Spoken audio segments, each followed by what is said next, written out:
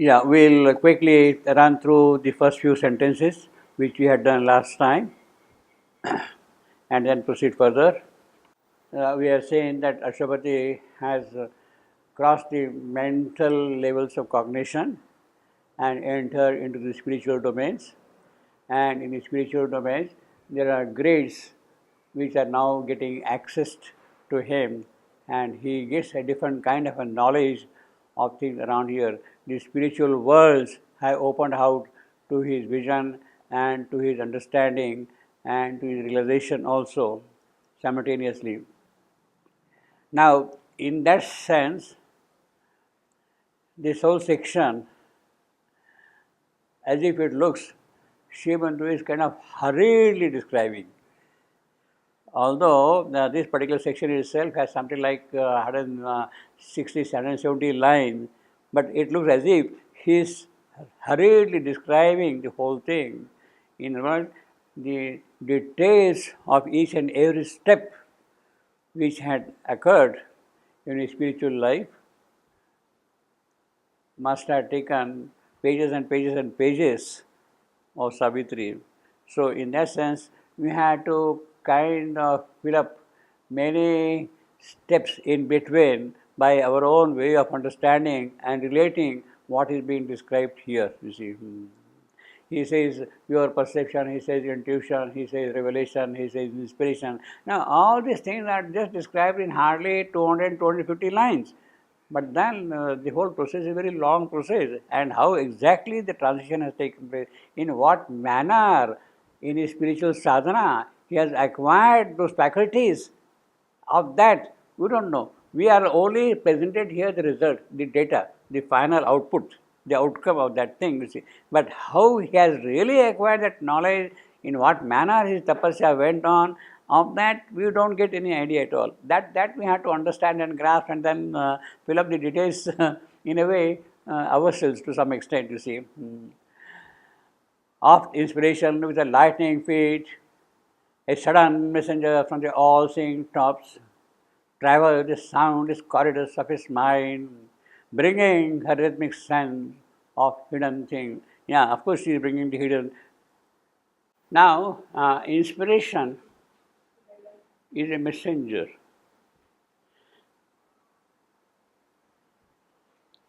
That is important, you see. She is of course a goddess.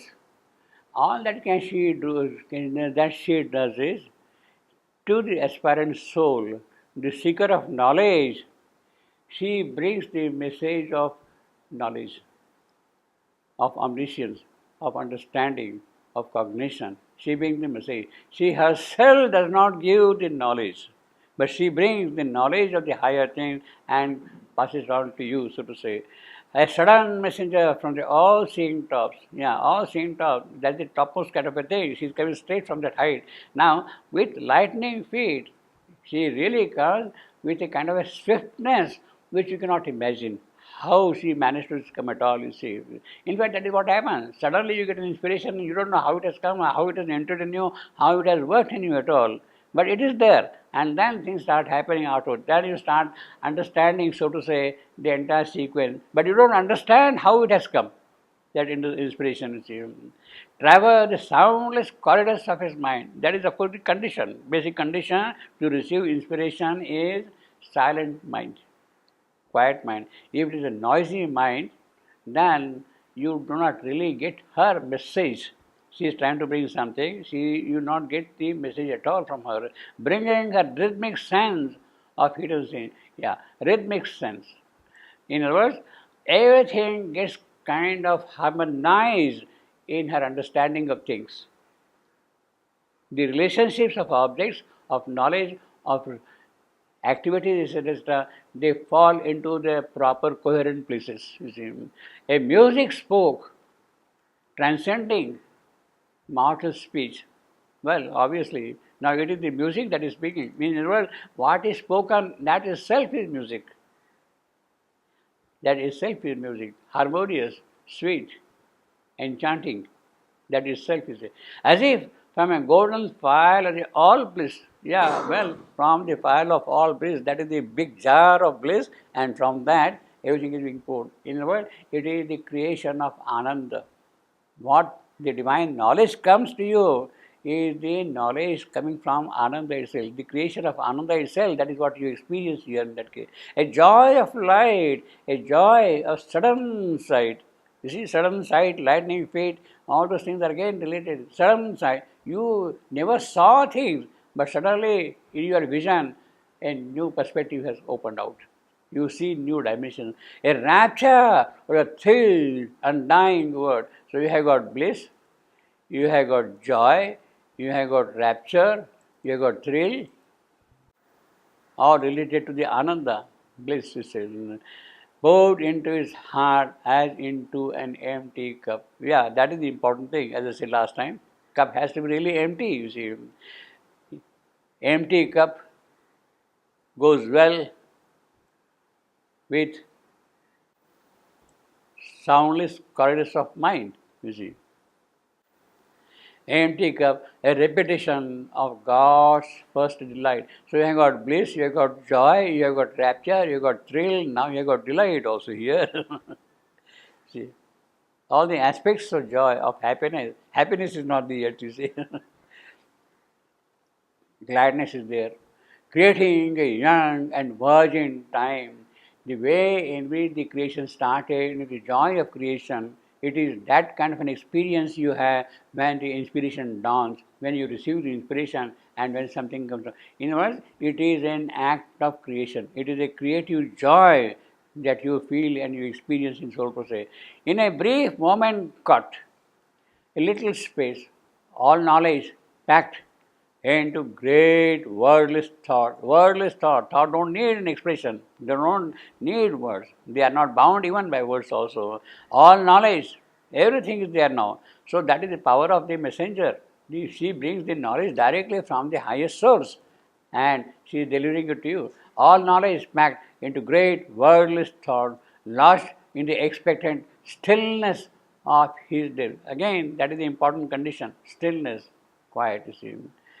A crystal of the ultimate absolute, a portion of the inexpressible truth, revealed by silence to the silent soul, revealed by silence to the silent soul, silent soul, revealed by silence to the silent. Yeah, it is silence will reveal only to the silent soul, you see. Now, crystal of the absolute, ultimate absolute. This is what we were talking last time, and I think this is a reference. Shivandu had already seen this crystal in the Matri Mandir, but whether it is a translucent crystal or a transparent, transparent crystal, that we don't know. He has not described that thing here. It's a question mark. No, but still, the way in which the description is going on here, all this here, what we have, it looks that it is a transparent crystal. Stop, yes. Yeah. Here it is crystal. Yeah, transparent crystal. Here, the description is of a transparent crystal. But the mother sees in her vision translucent crystal in the Matre Mandir chamber, you see, globe. You see, she sees a translucent crystal, you see. Now, translucent, she says also that it brings a kind of a coolness of silence. Whereas if it is transparent, it is very warm in that sense. So translucent brings a sort of a happy, cool peace around, you see. So that is perhaps her vision of seeing things, you see. But here you don't get that intense. You see, here the whole effect is on intensity, on power, on transparency, on effectiveness and that kind of a thing, you see. So if you want to connect this crystal of the absolute, ultimate absolute, to the Matrimandi crystal, I will say that this is a transparent crystal. If you want to connect, you see. A crystal, but what is the dilemma? What is the problem? What is the problem actually in making it translucent? Mother said clearly translucent, not transparent. Twice. Translucent, not transparent. Translucent. And today we have a transparent one. Transparent, yeah. So they made the opposite of what Mother asked. Yeah. No, I mean, Why she was why she's insisting on why she translucent? insisted so Yeah, clearly about she's insisting on translucent crystal. she insists on translucent, and when you see the effect of a light on a translucent globe Yeah. and a transparent globe, the effect is completely different. That is true. Now, I think in making a translucent crystal has a technical problem. No, that's all right, whatever it is. Now, when you want to cast a glass now, a piece of glass, how will you make it translucent? It's possible, yes. Yeah, you can. How will you make it trans? I mean, the glass maker will always see it as a transparent. They You can do. You can do. It's a technique you can do. It's done already. Mark, tell him. I mean, Somebody. there is a crystal, same size, 80 centimeter, made of quartz, Quartz, which okay. is waiting in Pondicherry somewhere for Okay. test. Translucent, Yeah. natural, and it is translucent, even with some. Translucent. It's a quartz, a pure quartz. It's a crystal, quartz, big like that. I saw it. Yeah. I saw it. No, but that you are saying is made of quartz. That is, but this glass is not quartz glass. This glass, this is Ina glass. You see, this is this Paris glass. It's not Ina. Actually, now it is glass, made of glass. It is not quartz glass. You see. No, what we have got is quartz. What we have now is glass. Yeah, but it's not quartz. No. It is not quartz. I'm saying. It's not quartz. But making a translucent glass is not easy. I don't know how we'll make it translucent. Technically, you can't really produce a translucent glass. Technically, they can. No, glass. They made some sample big like that. I don't know. See, because the whole glass and then it has to be of uniform density. There should not be variations in refractive index, and that kind of technical problems are quite serious there. There are different possibilities. But maybe it's not the moment to discuss all this. Yeah, but you think, yeah, it's a big, yeah. No, but do you think that if not today, tomorrow, a translucent glass can be made on a big size scale like that? The guy who take care of this brought from Germany few samples big like that, half the size. Yeah. Translucent. Translucent? In the mass or outside. Outside sun-blasted. Sun-blasted. And in the mass with a kind of milky. Yeah. Translucent would mean milky, slightly. Yeah, milky, that's right. Yeah. But it is translucent. Yeah. They are translucent. But are they really thinking of ordering another piece of glass like that? Do you think that they will try to get another translucent globe? They are trying to change it, yes. They are trying to. Yeah. It will come in the coming months. No, it's all right, but I mean, it is there in their thought at least. But clearly, Mother said, clearly, Translucent. not transparent. Yeah. So it was clear. Yeah. So I think we should follow what she said. Yeah.